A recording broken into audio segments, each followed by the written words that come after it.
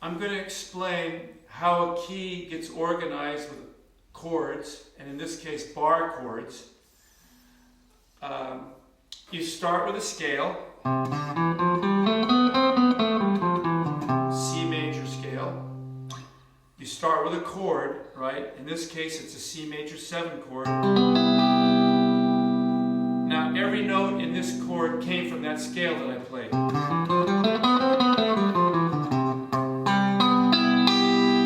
To find the next chord in the key that you're in, you go up on each individual string to the next note of the scale.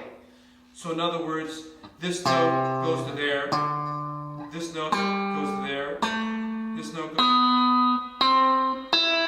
So the next chord is a D minor 7 chord. So we started with a C major 7.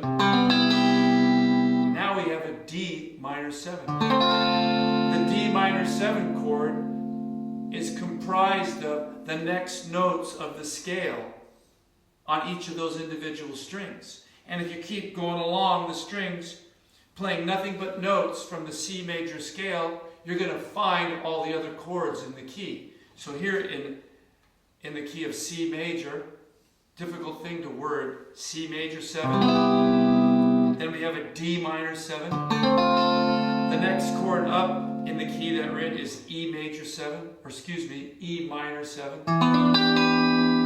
And then we have an F major 7. And then a G7. And then an A minor 7. And then a B minor 7 flat 5. And then your C major 7. Listen to what that sounds like. Try and hear the major scale coming up with these chords.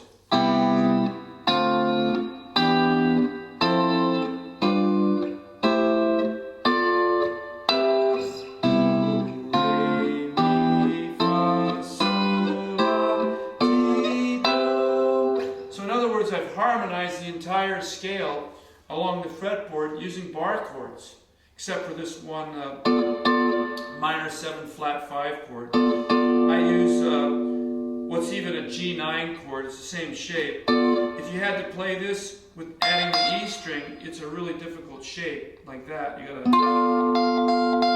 flatten that finger out. So I just use the more abbreviated 9 shape, or minor 7 flat 5 shape.